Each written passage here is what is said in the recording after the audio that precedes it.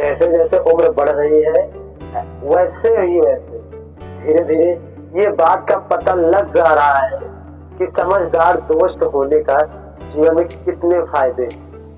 मैं आज आपको बताता हूँ, यदि आप समझदार लोगों के साथ यदि आप संगति रखते हैं तो आपको जीवन में कभी भी प्रॉब्लम का सामना नहीं करना पड़ेगा। यदि आपके दोस्त समझदार हैं तो आपको ये पता होना चाहिए कि वो कभी भी आपको मुश्किल वक्त में नहीं साथ छोड़ेंगे।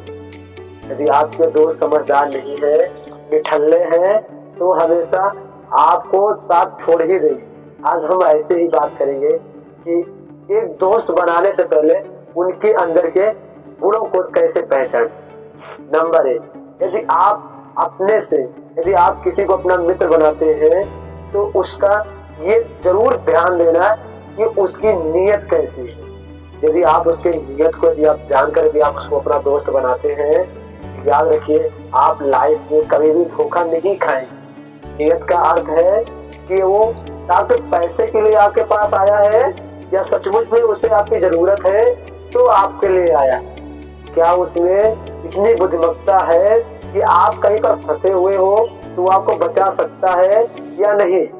यदि वो ऐसा नहीं कर पाता है तो ये बहुत बड़ी प्रॉब्लम है। आप उसे कतई आप अपना मित्र मत बनाइएगा। नंबर 2, उसके अंदर सोच विचार करने की सामर्थ्य कितनी है। आप किसी को अपना दोस्त बनाने से पहले उसकी सामर्थ्यता को जरूर चेक कर लें। दोस्ती का अर्थ है कि आपको मुश्किल वक्त से निकालना। वो हमेशा आपके बारे में अच्छा ही न सोचे। यदि आप बुरा काम करने जा रहे हैं तो उसे आपको रोकने के लिए उसके अंदर सामर्थ्य होना चाहिए कि नहीं मित्र, आप ये गलत करने जा रहे हैं।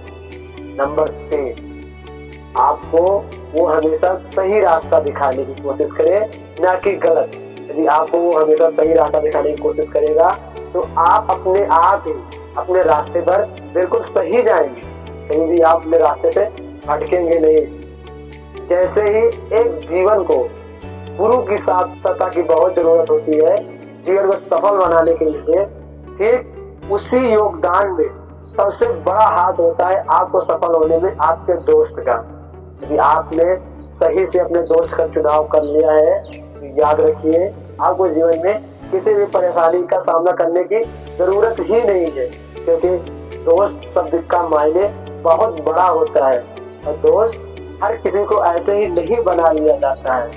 दोस्त तो ऐसा होना चाहिए कि बगैर सोचे समझे यदि आप क्या किसी के साथ विद्रोह हो रहा है तो वो बगैर कुछ सोचे समझे आपका साथ दे। वो ये ना सोचे कि गलती मेरे दोस्त की है तो मैं अगले का पक्ष ले लूं।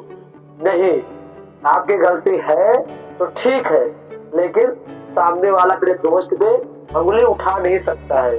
बाद में कुछ भी हो उससे फर्क नहीं पड़ सकता है।